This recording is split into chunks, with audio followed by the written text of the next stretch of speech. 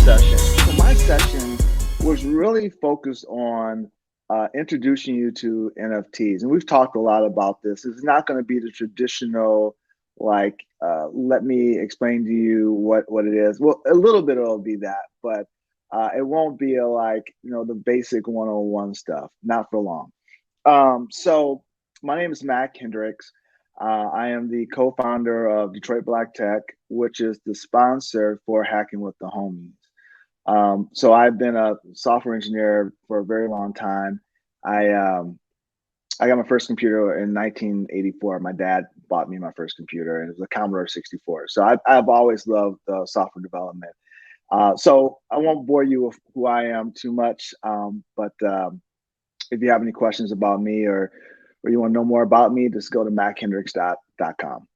So my agenda is really to give you some basic information around NFTs.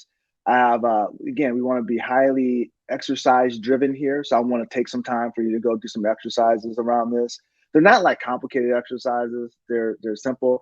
By the way, our the slides are in our GitHub, and they'll drop the GitHub link in the chat in a second here if they haven't already.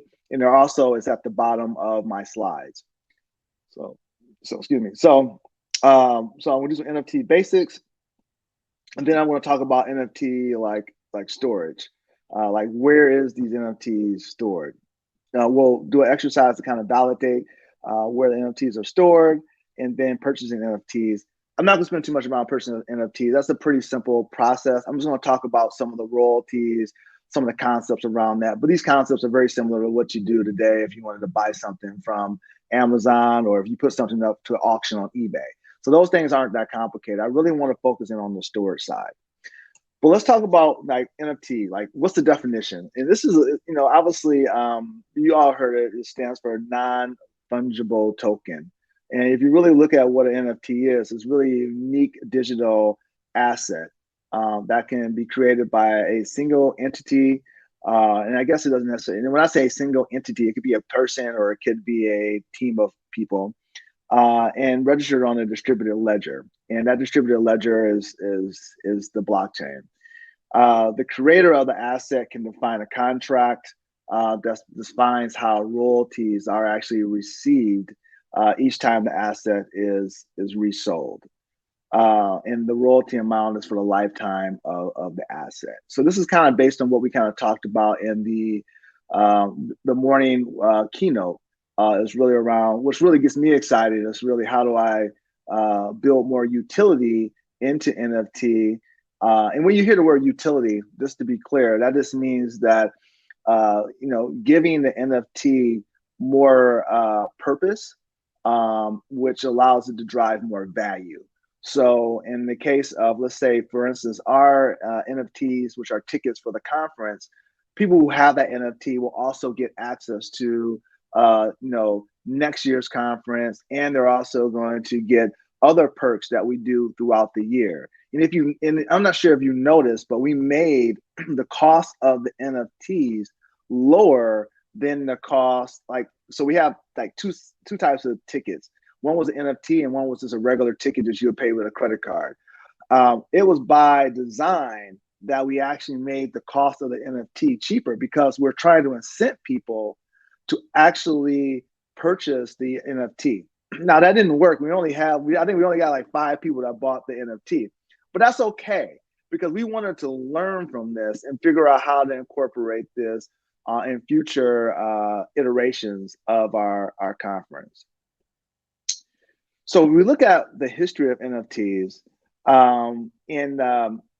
it's been around for a while. Even though I think in 2021 is when it really started really popping. I think 2014, you can see there, I won't read it to you, when the first NFT was minted.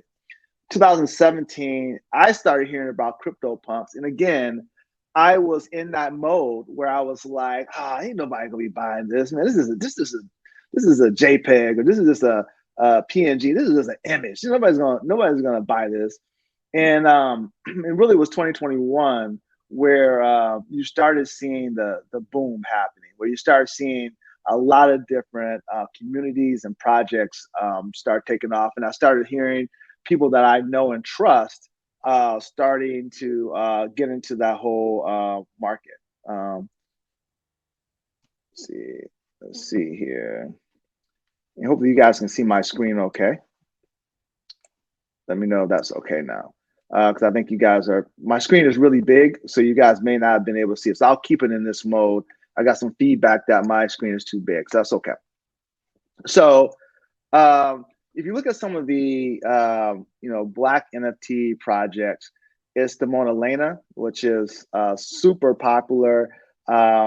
This is where it started, where I started getting my community and people around me starting to ask me about this around NFTs. This is when my mom started asking me about NFTs. And then there's a project called the Black NFT Art Project. And the Black NFT Art Project is really a media and community brand that's ran by this one entity. And really the whole goal is to amplify really more people of color, Black folks in particular, to get into the NFT space. And they also maintain a list of Black NFT artists, which I thought was super dope. So they have a Google sheet here that has all of these folks that are Black and have an NFT project. So I thought that was a very intriguing project that they're doing to keep track of all these folks.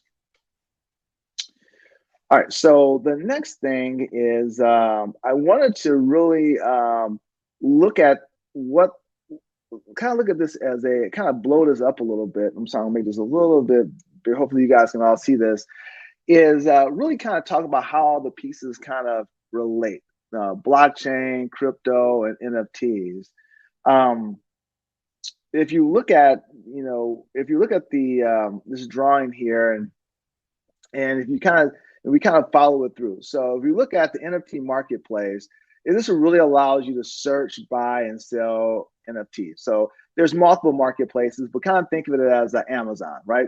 I can go search on Amazon, or I can become a seller at Amazon. There's a set of digital assets that can be sold.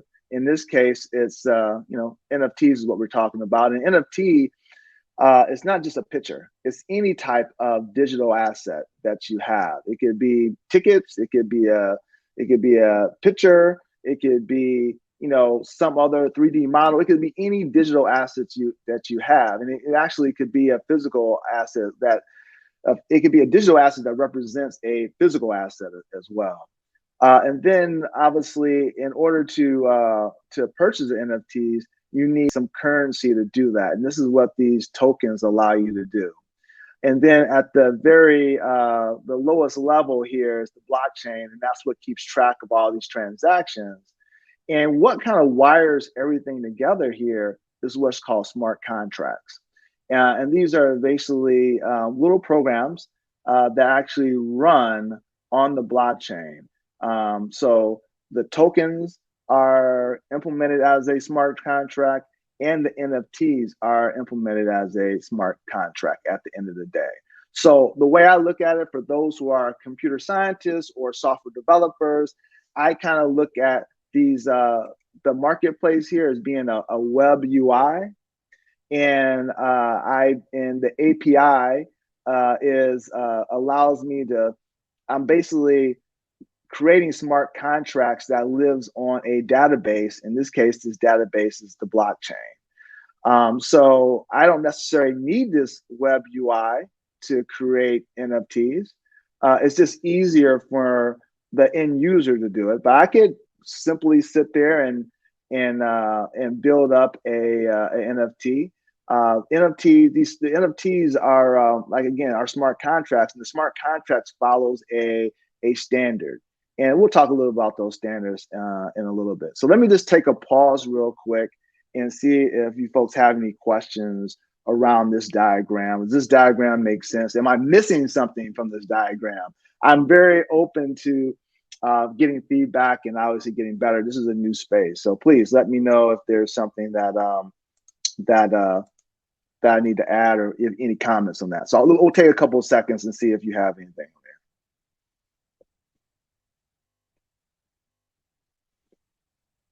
It says, if you purchase the NFT, when will you be able to view it in your wallet? I love the idea of the utility of this NFT for future experiences.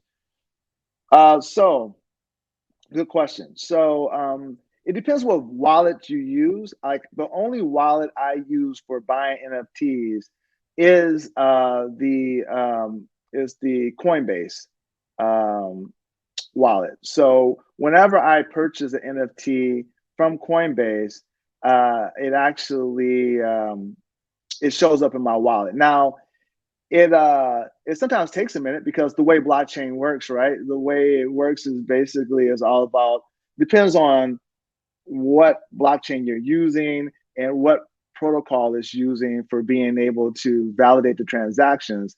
It takes a minute for the transaction to complete. And then from there, you'll see it show up inside of your wallet. So yes, like for example, just to be explicit, here, since we have a little bit of time, if I'm using the Coinbase wallet, and if I don't know if you can see this, but this Coinbase wallet, these are our NFTs. So when I actually buy something, it actually shows up in my wallet here, and I can see the whole collection here. So sorry, I didn't connect my phone up to this, but that's what you can do. Let's see here. So hopefully Jennifer, I answered the question there. Yeah. So Andrew's going to talk about the difference between cold and hot wallets. And if he doesn't, we'll come back and we'll follow that up.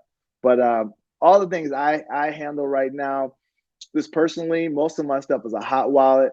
I do have a cold wallet, and I don't really have a cold wallet. Let me think about it. So when we bought XRP early on, I was so geeked about it. I actually bought some XRP for my kids. And I thought like, okay, I want to give them a gift. So I actually like in XRP, and I'm pretty sure in other protocols you can do this, but I actually printed out the actual wallet, the encryption keys and things of that nature on a piece of paper. So that's the only code wallet I have. And I could take that, and I actually gave it to him as a gift. But no, I'm not an expert on cold wallets. And the main reason is that I need to be better at trusting myself. Because I'd be like, man, I won't forget the wallet. I won't forget the password for it. I'm going to forget something, and I'm going to have a whole bunch of money just sitting there. But Andrew may talk about that. So hopefully that Dave, you can handle that first. Hold off on that for a second. Any other questions? If so, just throw them into chat. Appreciate it there. So, and thank you, Treva, for putting our link in there. I appreciate it in the chat, so that people can get to the slides. Okay, so the next thing I want to do is just talk a little bit about these marketplaces a little bit. So as I already talked about, there's, they're used for, searching, buying, and selling NFTs. And there's certain marketplaces that cater to certain audiences and certain blockchains. Like obviously OpenSea. Everybody, like, OpenSea is the one, like, everybody, I don't know, like, everybody, the media has picked up on OpenSea, and everybody is kind of decided that is kind of the de facto standard.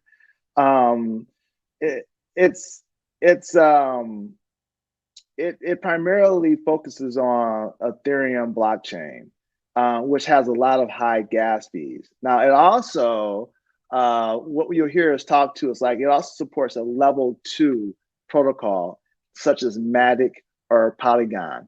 And that one doesn't, what I find there is that one doesn't, at least for minting, because since we were minting these NFTs, and originally we were going to use Ethereum and OpenSea, and it was going to cost us money. As a nonprofit, we were like, man, we can't like pay all this money to mint each one of these NFTs. So we switched to Polygon, and then there's no cost to actually mint your NFT. So that was a good thing. But there's also other ones like Royal is another marketplace, and Nas actually used them to release his NFT project, where he was allowing people to share royalties of his of a release of a particular song or set of songs from his album. And then you have like Top Shot, which is like really focused on NBA folks who have NBA memorabilia or certain NFTs that's just focused around the NBA. So that's where you can go and find those particular NFTs. I believe so. Binance NFTs is another platform. People like the Binance NFT platform because it's just the cost, from what I understand, is a lot lower in order to mint your NFTs. So my point being is that this isn't a exhaustive list. This is just an example of the different type of marketplaces that are out there. So you have to find the marketplace that you are most comfortable with, and it fits around the certain type of things that you're trying to buy. All right. So let's keep moving. So let's move into our let's kind of move on to our first exercise. So this one here is like, let's get information about an existing NFT. So follow these steps here, which is really around going to search OpenSea and figuring out who owns this NFT. So you guys can follow along with me. So if let me go to OpenSea here. And I'm going to have you do like so. I'm going to search for Marlo Rencher. This is a NFT. This is kind of like out of the. This is basically based on a little exercise that we did as a team. I want you to actually the whole exercise here is kind of figuring out information like who owns it. In this case, you can see who owns it. You can see details about this transaction. We'll get into this, but you can see what blockchain it was minted off of, where is the metadata being stored. You can actually see what token standard that's being used. Remember, I told you that there's different standards for smart contracts for creating these NFTs. Well, the one for Polygon is ERC 1155. You can see the contract address. So this is actually the contract that was used by OpenSea to create this this particular NFT. And you'll notice that there's more. I have another exercise we'll talk about more in detail, but you're also going to see here that you can see the activity. So you actually can see who actually the actual history of this. What we call this is usually the provenance, right? So you can kind of see where or the lineage of this particular NFT. You can see that it was actually minted by Marlo.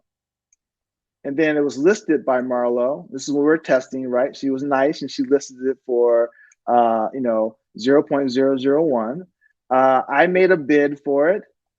Then it was a sale, right?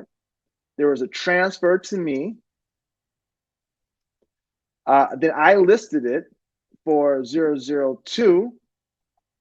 And then there was a bid. I believe this is Chad here. I don't think he put his name down. This is Chad Rhodes. And then there was a sale. And then you can see the transfer. And then, of course, Chad listed it for 1.2, poly. So that was so you can kind of see that you can track the lineage of an NFT, which this is what to me is. It's not necessarily, obviously, the thing that we're putting value to is the actual asset, in this case, a picture. But to me, the real value of NFT is really around the metadata.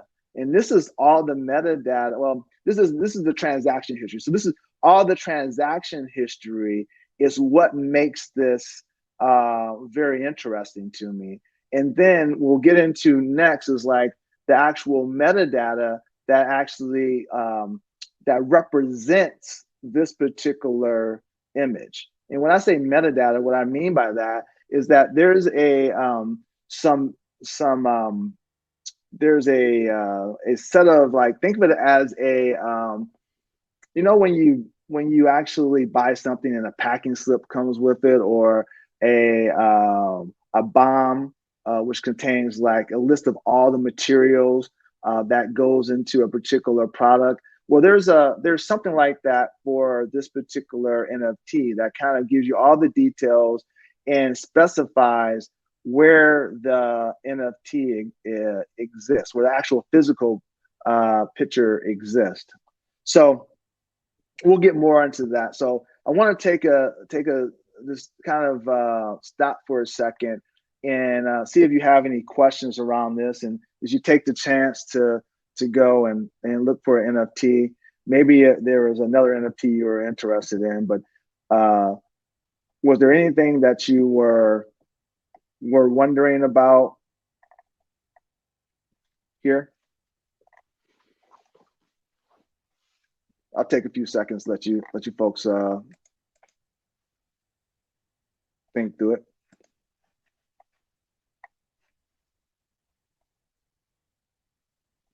Okay. Stop me if you have any questions. It's all good. So that was like our first exercise. Now I want to kind of get a little bit deeper here. So I was building this out actually, and I was building this out like earlier, and this is kind of what I want to say is like I'm going to call this like a good name would be the let's see, mint. We'll call this NFT mint architecture.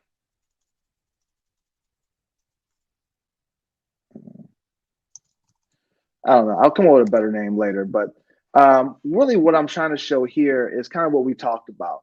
So you have OpenSea. OpenSea actually has a set of smart contracts that are used in order to mint NFTs onto the blockchain. In this case, I'm just representing Ethereum, but in reality, you know, it could be other blockchains as well, but they support primarily Ethereum. So if you look here, what I'm really trying to say here is that when I, as an end user, try to mint an NFT, I'm not worried about the underpinnings of how it gets stored on the blockchain. OpenSea is actually the one responsible for actually taking the smart contracts. Well, first of all, they're already deployed because that's kind of what makes up OpenSea, but they're the ones for executing the smart contract and actually generating a token. And this token contains a set of metadata. And this metadata provides or contains a link to the actual image in the metadata.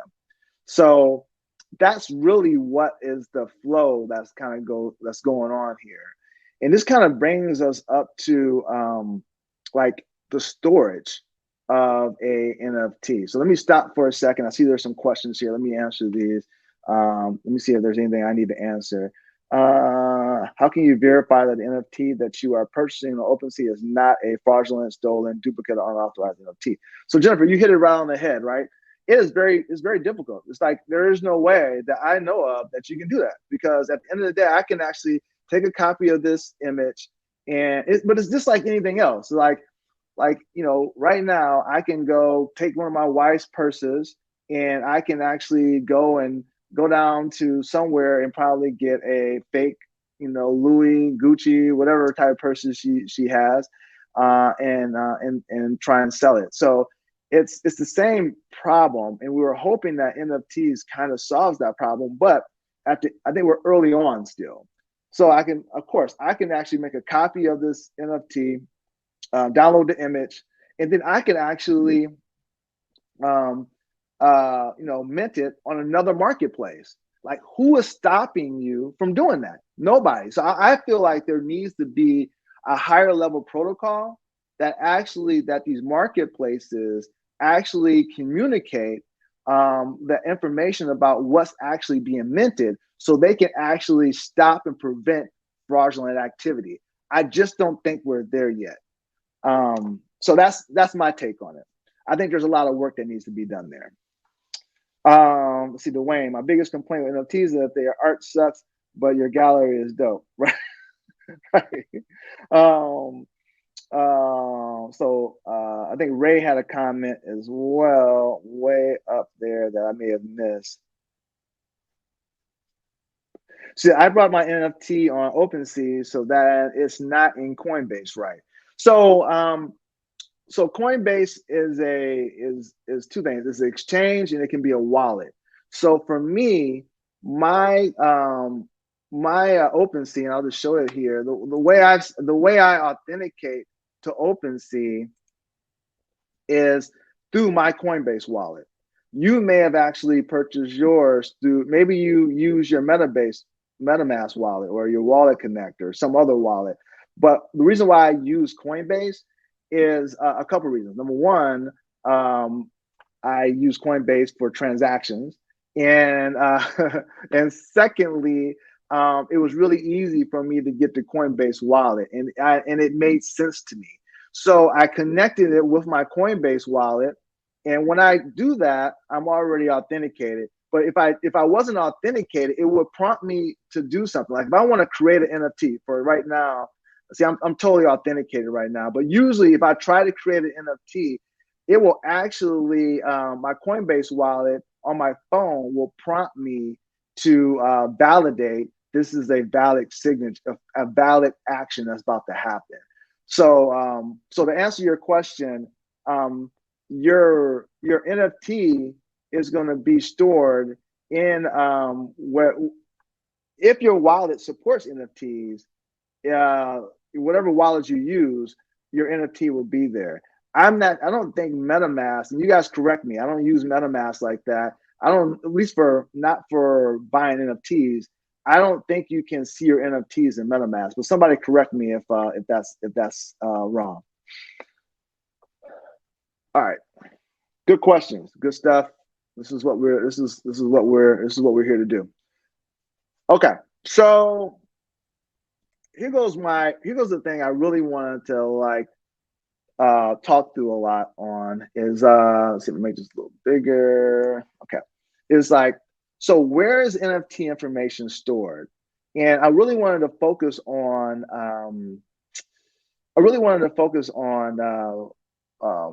Polygon or Matic, but I figured most people are probably using Ethereum. So I just decided to focus on that and figuring out where NFT information is stored on the Ethereum blockchain, or Solana or something like that. I was thinking about using Solana because people are starting to use Solana as well. But I said, hey, this is focused on a level one Ethereum. So really, at the end of the day, as I talked about, when you actually create a actual NFT, it's really generating a token based on the smart contract, and it has a standard. For Ethereum, the token standard is ERC 721.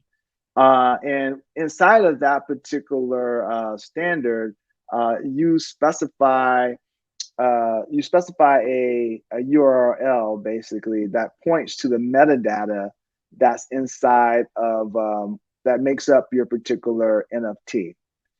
And inside of that particular metadata, there's a element that specifies where your image is located. Because remember, my whole goal here is to figure out where is the NFT image stored. Like I was like, is it stored on the blockchain? Is it stored somewhere else? That was my search of understanding where it was stored. And really what I found out was that it's stored on a distributed storage mechanism.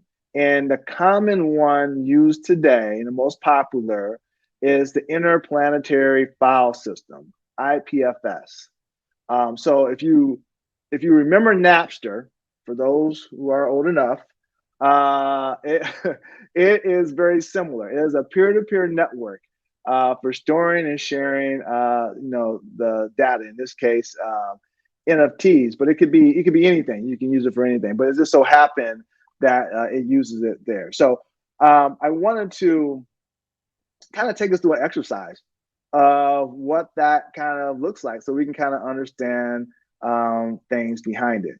So you can follow this along. You have it in your slide. You have now, you folks have access to the slide deck. And if you don't, I'm just going to drop it in here really quickly, just for you can have it again, make it easy for you. And I'm gonna go through this, and then this is kind of probably going to generate a bunch of questions, and that is okay. So let's go here, and I'm going to actually look for timepieces. This is a collection. I just picked this one out. So Time has a collection on OpenSea here. So I'm just going to pick one of their pictures. These are actually, I don't know. I don't think these are the most attractive pieces, but I don't know. We're just going to pick one. So here goes an NFT, and if I want to understand where this image is stored, I need to do a couple of things. So first thing I need to do is go look at the details. I'm going to keep track of this token ID. I want to take a copy of this token ID. Okay, so take a copy of that. You can see the token standard is ERC 721, right? So Ethereum. So I'm going to click on the contract address. So the contract address is going to open up Etherscan. So think of Etherscan as a way to inspect the blockchain. It's a browser that allows you to browse the blockchain. That's how you can look at it. And there's a lot of stuff going on inside of here. I'm not going to focus too much on that because there's a lot to it. But I want you to click on the contract attribute or tab here. And this is actually the code that runs that particular blockchain. So I'm not going to have you dig into the code pieces of it, but I want to go to read contract. And remember, these contracts are live and active, running on the blockchain. So the actual ERC 721 defines the contract, defines the methods that needs to be available in the contract. So what I'm looking for is this token URI. This token URI here is basically the ID of the token that we are going to look up. So what I want to do is actually query. So I'm using the smart contract. It's kind of like it's weird because it's like the contract is deployed onto the blockchain. You actually can kind of think of it as the contract has two functions, one to read and one to write. So when the actual NFT was created, we used the write to actually generate. So kind of OpenSea did that on your behalf. In this case, we're going to read the contract, and I'm going to read it, and meaning that I want to read it and I want to pull up an instance of a particular token that was created. Token equals a NFT, right? A particular NFT. So I'm going to query it. So it comes back and it tells me that the metadata for this particular NFT is stored here. So IPFS. So IPFS has a browser that you can go download, and it's in my slides. You can go do that if you want to. But I also can go look at it via a web browser as well. So let's see if I can do that. I was having some problem. I may have to use a different browser, but there's a website. So IPFS.io is the website. You can actually say I want to go here. I can plop in um, the hash here. I'm gonna get rid of the IPFS part. And I may have to share a different browser because I have some problems. Let me just copy this before I do it. Yep. So let me use a different browser here really quickly. Let me pop open my. You won't be able to see this until I get my other browser here. You guys can't see this, but let me just bring open a different browser here. Let me share. And I'm going to share another browser here. All right. All right. So I'm going to open up another tab here. And so now I have this over here. All right. So this is basically a big JSON block that gets specified here. And then what is it telling me? This is a little hard to read, but I put the don't worry about it for right now. But there's a lot of stuff in here. It has the details of the actual NFT. So all the attributes of it is inside there. And I can actually here. Let's do this. Let me just for completeness, since we're here, just JSON reader type of deal. Let's see here. I want JSON reader. No, we're gonna. Okay, I think this is it. Okay, and let's just grab this.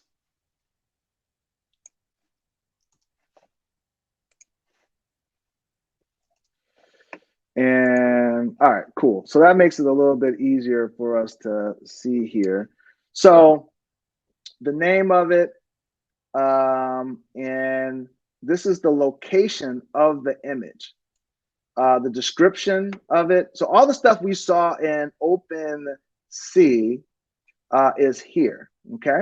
And now what we're gonna do is just grab this image ID. Again, it's also stored on the IPFS.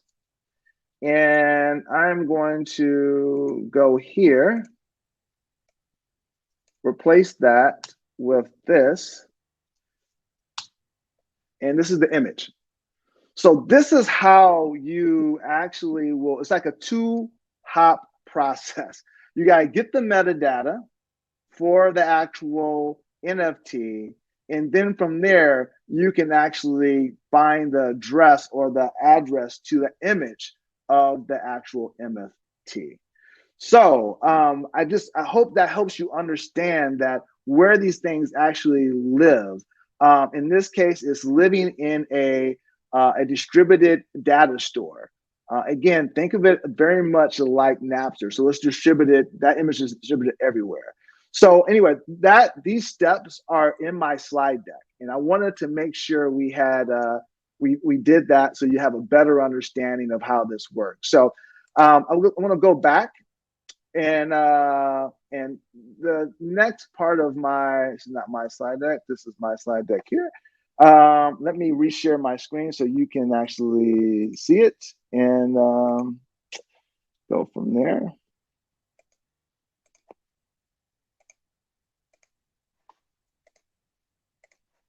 Okay. All right.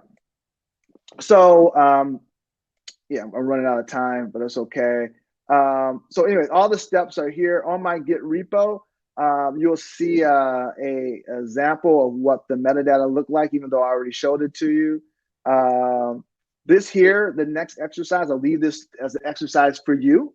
You can actually go download an IPFS viewer, right? So you can actually look into that distributed file system. You can start it up. Take that hash that I did it in my browser, but you can actually use the IPFS viewer in order to do it.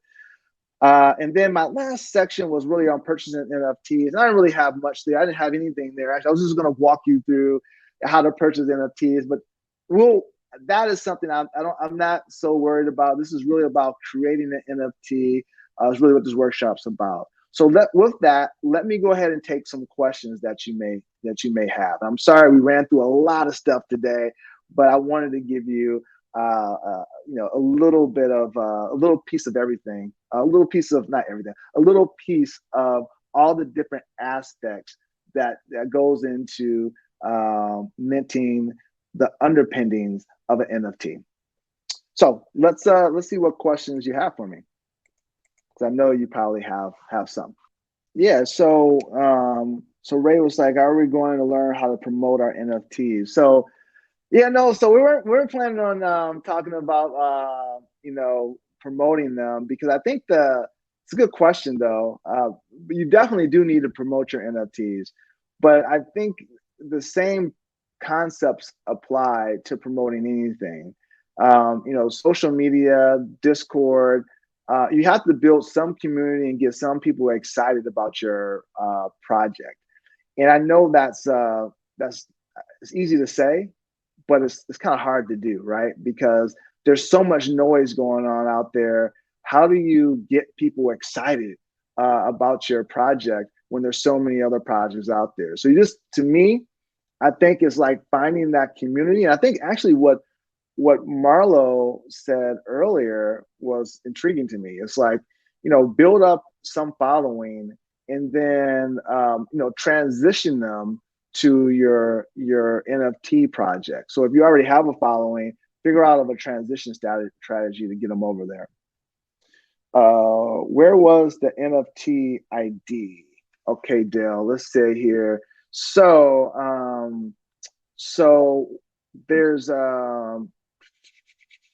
let me go back here real quickly. So I'm just going to grab one real quickly. Let me grab one off of timepieces, because that one's Ethereum. So under details, you'll see the contract address and you see the token ID. So what I usually do is I just copy the token ID, and then I go ahead and click on the contract address.